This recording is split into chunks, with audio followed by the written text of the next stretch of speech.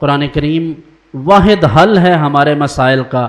ساری دنیا کے عامل اکٹھے کر لیں، ساری دنیا کے پیر لے آئیں، آپ قرآن نہیں پڑھیں گے، آپ حضور کے اسوہ حسنہ کو نہیں پڑھیں گے، کوئی آپ کی زندگی نہیں بدل سکتا۔ اس لیے کہ جو نورانیت، جو رحمت، جو برکت اس قرآن سے ہے وہ کسی اور چیز میں نہیں ہے۔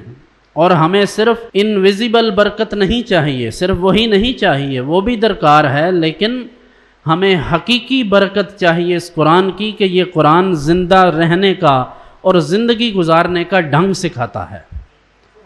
اس لیے صرف تلاوت کافی نہیں ہے، تلاوت سے برکتیں ہیں، رحمتیں ہیں، اس کی تلاوت میں سحر ہے۔ آپ اس کے الفاظ سنیں، تلاوت کلام پاک سنیں تو آپ کی طبیعت پر رقت طاری ہوتی ہے، کیفیات بدلتی ہیں۔ سوچئے جس کو سطحی طور پر پڑھنے سے اتنی کیفیت بدلتی ہے، اگر اس کے معنی اور مطالب اور مفاہیم میں ڈوب کر اسے پڑھا جائے، پھر سمجھا جائے، پھر اسے اپنی زندگی میں اتارا جائے، تو اندازہ کریں کتنی رحمتیں ہوں گی، کتنی تبدیلیاں آئیں گی۔ بدقسمتی سے ہم نے اس قرآن سے صرف مرنا سیکھا ہے۔ قاری صاحب کو بلا لو، بندہ جاں بلب ہے، سورت یاسین پڑھیں گے آسانی ہو جائے گی۔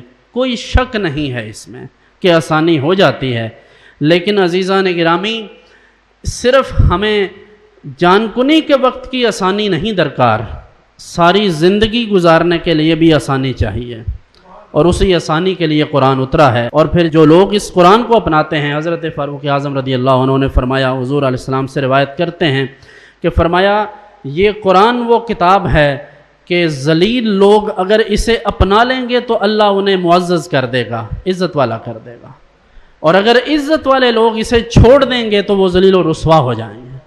آج آپ دیکھ لیجئے اس قرآن کو چھوڑنے کا نتیجہ آپ کے سامنے ہے۔ نہ ہمیں جوتا پہننے کا ڈھنگ آتا ہے، نہ جوتا اتار کر 10-20 بندے کسی مجلس میں اکٹھے ہو جائیں، جوتوں کی ٹینشن شروع ہو جاتی ہے۔ اس لیے مہذب اقوام وہ ہیں جو اس دنیا کے چال چلن کو سمجھتے ہیں، اور قرآن کریم نے اور احادیث طیبات نے مسلمانوں کو جو رہنمائی عطا فرمائی ہے وہ دنیا کے کسی مذہب نے نہیں دی۔ دنیا کا کوئی مذہب اتنا بڑا کلیم نہیں کرتا کہ جو بچے کی پیدائش سے لے کر اس کی پرورش اور حضانت کے مسائل، اس کی رضاعت کے مسائل، نکاح و طلاق کے، بیع و شراء کے مسائل، زندگی کے ایک ایک پہلو کے معاملات، کوئی ایسا مذہب نہیں ہے جو ان تمام چیزوں کو ڈسکس کرے سوائے اس دین اسلام کے۔ لیکن بدقسمتی سے اس دین اسلام کے ماننے والوں نے نعرے، ڈرامے بازیاں، مکاریاں، عیاریاں اور فارمیلٹیز کو دین سمجھ لیا ہے، جبکہ قرآن یہ کہتا ہے کہ دین مشکلات کا نام ہے، دین اپنے آپ کو مشکلات سے گزارنے کا نام ہے۔ آج ہم قرآن کو چھوڑ کر رسول رحمت صلی اللہ علیہ وسلم کی سنت اور آپ کی سیرت طیبہ کو چھوڑ کر پوری دنیا میں بے توقیر ہو رہے ہیں۔